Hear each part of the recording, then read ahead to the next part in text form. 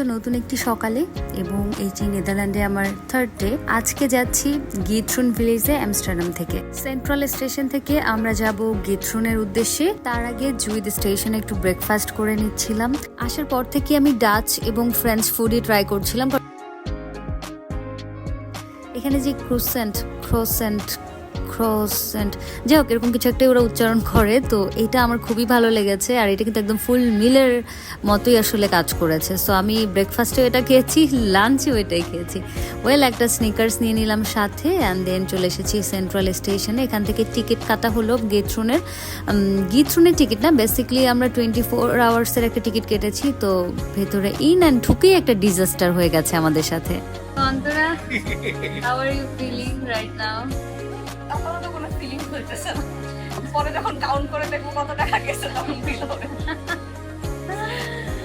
আপনারা সরকার আজকে আমাদের রাইটসুন ট্রিপের ট্রেনে উঠে প্রথমে টিকিটটা হারিয়েছে।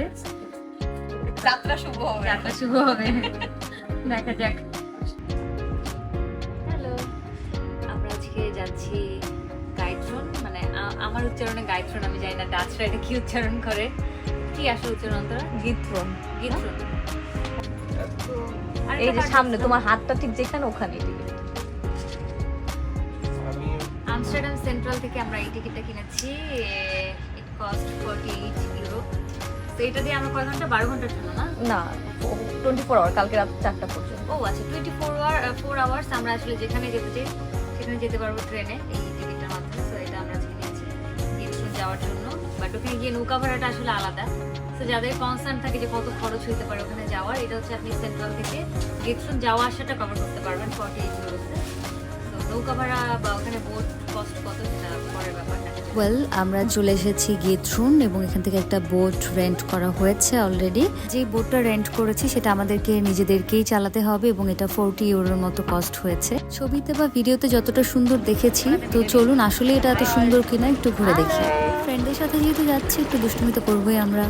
So our first 2 accident done with this boat. তো আমরা হচ্ছে গিথরুনে অলরেডি চলে এসেছি অ্যান্ড এই বোটটা রেন্ট করেছি 40 ইউরো দিয়ে। তো আমাদেরকে একটা ম্যাপ দিয়ে দিয়েছে for 2 hours. For 2 hours, yes 2 ঘন্টা আমরা এটাকে রাইড করতে পারবো। তো আমাদের একটা ম্যাপ দিয়ে দিয়েছে। ম্যাপ দেখে দেখে আমরা এখন গিথরুন পুরো গ্রামটা আমরা একটু আপনার বাইরে যাবো। আর লাগবে না সে তো বলা যায় না। আমস্টারডাম সিটি সেন্টার থেকে আমাদের এখানে আসতে প্রায় 2 ঘন্টার মতো সময় লেগেছে। তো প্রথমে একটা ট্রেন ধরতে হয়েছে, সেই ট্রেন চেঞ্জ করে আরেকটা ট্রেন ধরেছি এবং তারপর একটা বাস ছিল এবং সেই বাসে করে আমরা আসলে এই গিথরুন ভিলেজে পৌঁছেছি।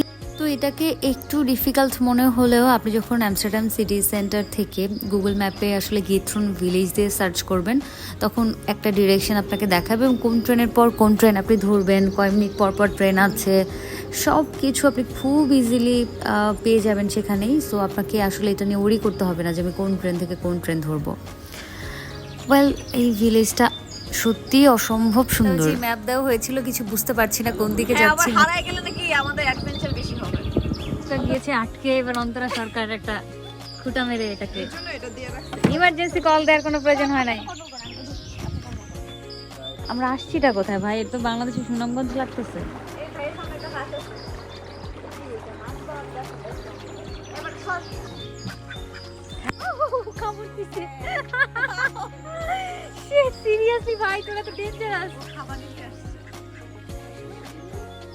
সবাই মিলে খুব মজা করছিলাম আর এর মধ্যে একটা হাঁসের কামড়ো খাওয়া হয়ে গেল। হাঁসটাকে একটু আদর করতে যাচ্ছিলাম। এনিওয়েজ ভিলেজটা অসম্ভব সুন্দর। যারা নেদারল্যান্ডে ঘুরতে যাবেন, গিথরুন ভিলেজটা একেবারেই স্কিপ করবেন না। এটা একদম কোকেনহফ এবং এই ভিলেজটা টপ লিস্টে রাখবেন। এটা একদম হৃদয় শীতল করা একটা জায়গা। তবে গ্রুপের সাথে আসলে অনেক মজা হবে, বা দুজন হলেও আসতে পারেন, কিন্তু একা একা বোধহয় একটু বোর হতে পারেন। বাট একা হলেও আপনি এখানে আসলে বোধহয় কোনো একটা এখানে আসলে তো আপনি গ্রুপের সাথে জয়েন করতে পারবেনই। এখানে তখন বেশি একটু বড় সাইজের বোট আছে, তো সেখানে গ্রুপের সাথে জয়েন করতে পারবেন। এটা সত্যিই নান্দনিক। বোট রাইড শেষ, আমরা অলমোস্ট কাছাকাছি চলে এসেছি এবং 2 ঘন্টা ভীষণ এনজয় করলাম। মাঝখানে একটু হারিয়েও গিয়েছিলাম পথ।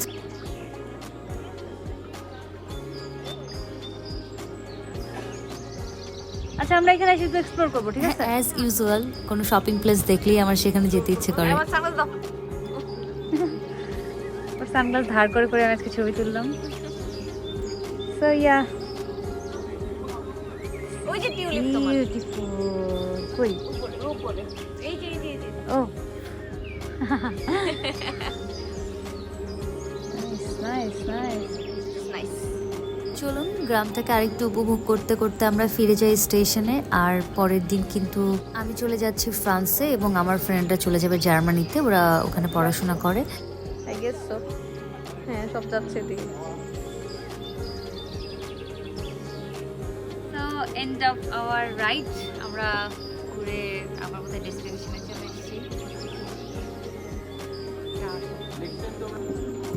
এই অভিজ্ঞতা আমার মনে থাকবে দীর্ঘদিন, হয়তো মৃত্যুর আগ পর্যন্ত।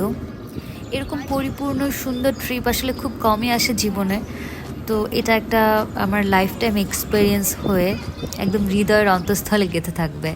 অনেক ধন্যবাদ আপনারা যারা এতক্ষণ দেখলেন, এবং আপনাদের জন্য শুভকামনা থাকলো।